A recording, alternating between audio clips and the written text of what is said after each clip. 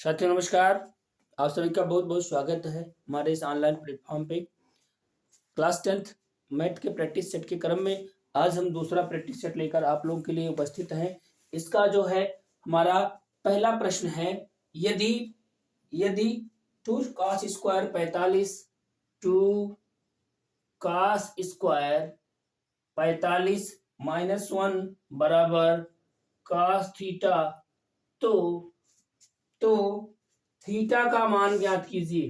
तो थीटा का मान ज्ञात कीजिए। चलिए हल करते हैं। बहुत ही प्यारा सा सवाल है। 2 cos स्क्वायर 45 -1 बराबर cos थीटा दे रखा है, तो कह रहा है कि थीटा का मान ज्ञात कीजिए।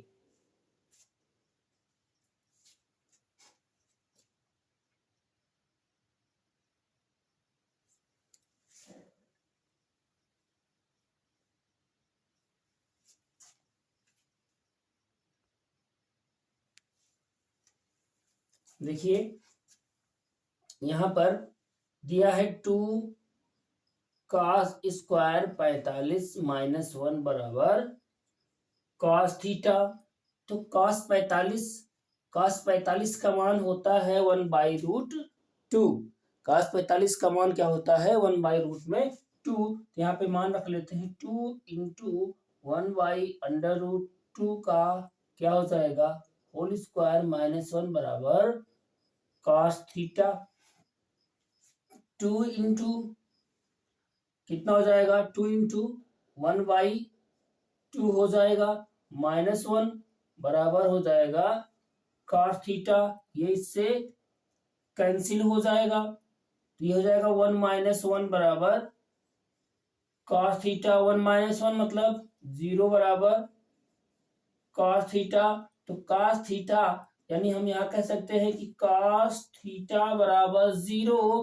तो थीटा बराबर कितना 90 डिग्री, क्योंकि cos 90 डिग्री का मान ही क्या होता है 0 होता है। यहाँ पर इस प्रश्न को हम एक और तरीके से आपको बताते हैं, वो बिल्कुल आसान तरीका है। उसमें एक आइडेंटिटी यूज होने वाली है।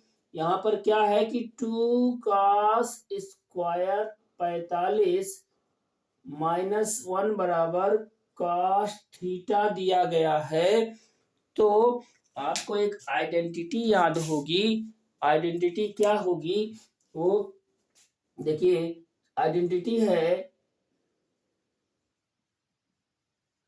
ये है कि 2 cos स्क्वायर थीटा -1 बराबर होता है cos 2 थीटा। ये आइडेंटिटी है। 2 cos स्क्वायर थीटा -1 बराबर क्या होता है cos 2 थीटा। तो हम इसको यहां से यहां तक पूरे को क्या लिख सकते हैं, लिख सकते हैं cos 2 थीटा। थीटा के स्थान पर 45 है, तो cos 90 डिग्री लिख सकते हैं बराबर cos थीटा हो जाएगा। cos 90 डिग्री बराबर क्या हो जाएगा cos थीटा हो जाएगा। यहां से तुलना करेंगे तो थीटा बराबर 90 डिग्री अपने आप मिल जाएगा। क्या हो जाएगा थीटा बराबर 90 डिग्री हो जाएगा। लेकिन जब आपको आइडेंटिटी याद होगी तब आप इसको कर ले जाएंगे, नहीं तो आपको यही थोड़ा सा लंबा वाला प्रक्रिया ही करना पड़ेगा। चलिए नेक्स्ट क्वेश्चन करते हैं, तब तक आप नोट कर लीजिए। देखिए त्रिकोणमिति में हाइट एंड डिस्टेंस का बहुत ही प्यारा सा प्रश्न है ये हमारे प्रैक्टिस सेट में। एक नाव से जो पुल की ओर आ रही है, किसी क्षण पुल का उन्नयन कोण 30 अंश देखा गया। नाव के उसी चाल से 4 मिनट चलने के पश्चात पुल का उन्नयन कोण 60 अंश हो गया। नाव को पुल तक पहुंचने में और कितना समय लगेगा। ये क्वेश्चन कह रहा है कि एक नाव है जो पुल की तरफ आ रही है। अब एक क्षण ऐसा देखा गया कि पुल से नाव से उस पुल का उन्नयन कोण 30 अंश था।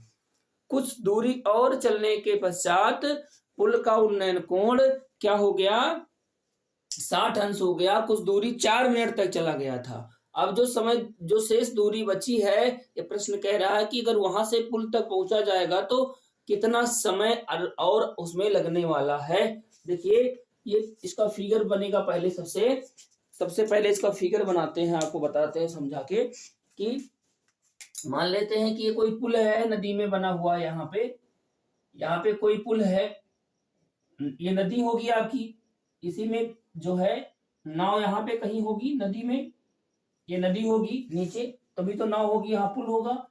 तो ये मान लेते हैं कि इस बिंदु ए पर, ये बिंदु ए है, यहां पर नाव थी पहली बार, इसको देखा गया था, यहां से पुल को देखने पर इसका उन्नयन कोण 30 अंश था। उसके बाद ये मान लेते हैं कि ए से लेके पुल की तरफ ये बी दूरी तक 4 मिनट चलने के पश्चात ए से बी तक पहुंचता है। यहां से देखता है तो ये यहां से यहां तक इसका उन्नयन कोण क्या हो जाता है, 60 अंश हो जाता है। अब ये जो शेष दूरी है, इस दूरी को हमें निकालना है और इसमें कितना समय लगेगा वो भी निकालना है। दूरी पता चलेगा तभी हम समय निकाल पाएंगे। पुल की ऊंचाई नहीं दी गई है, पुल कितनी ऊंचाई पर है नहीं दिया गया है, तो ये सी मान लेते हैं और ये डी मान लेते हैं। मान लेते हैं कि डी बिंदु पर एक पुल है और ए बिंदु पर एक नाव है। नाव से देखने पर पुल का उन्नयन कोण 30 अंश, 4 मिनट चलने के पश्चात बिंदु बी से उसी का उन्नयन कोण 60 अंश हो जाता है। अब शेष बची दूरी BC बराबर माना x है। x दूरी को तय करने में लगा समय हमें यहाँ पर क्या करना है, ज्ञात करना है। देखिए अब देखिए यहां से यहां तक पूरा ए से लेके सी तक क्या हो जाएगा, AC कितना हो जाएगा, 4 मीटर। अब ये डिस्टेंस भी हमें नहीं पता है, ए भी डिस्टेंस नहीं पता है, ना हमें BC x मान लिए हैं, हमें ये भी डिस्टेंस नहीं पता है, तो इसको y मान लेते हैं। अगर उसको x मान ले तो इसको y मान लेते हैं, y मान लेते हैं। y दूरी कितने मिनट पर है, 4 मिनट पर। y दूरी AB दूरी तय करने में नाव को कितना समय लगा था, 4 मिनट लगा था। देखिए त्रिभुज ACD समकोण त्रिभुज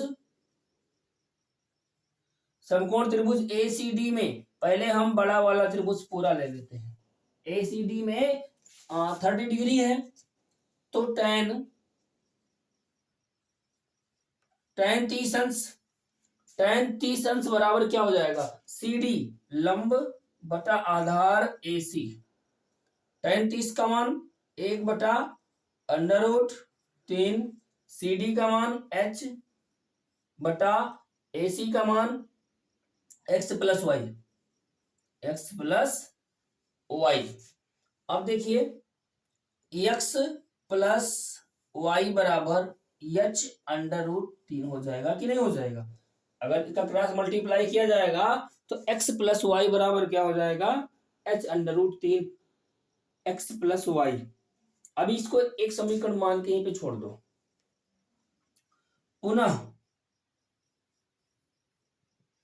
पुनः इस त्रिभुज में ले लीजिए, BCD में समकोण त्रिभुज BCD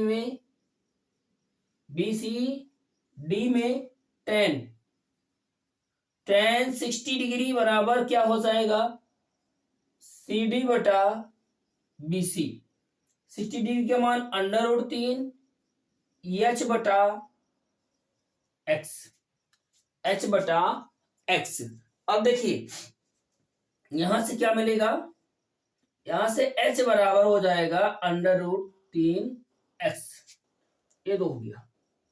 यहां से h को रिप्लेस कर दीजिए, 2 का मान 1 में रखेंगे, क्या हो जाएगा, 2 का मान 1 में, समीकरण 2 का मान समीकरण 1 में रखने पर क्या होगा, इधर हमें x प्लस वाई बराबर h √3 है तो h की जगह पे √3x रखेंगे, तो ये हो जाएगा √3x इंटू √3, इसका गुणा होगा तो क्या हो जाएगा 3 हो जाएगा, तो ये हो जाएगा 3x हो जाएगा।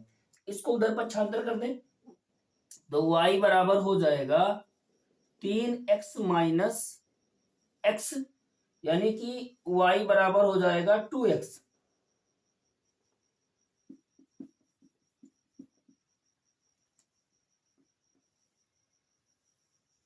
ध्यान दीजिए y बराबर 3x माइनस x, तो इसमें से एक एनसी घटेगा, कितना हो जाएगा y बराबर हो जाएगा 2x।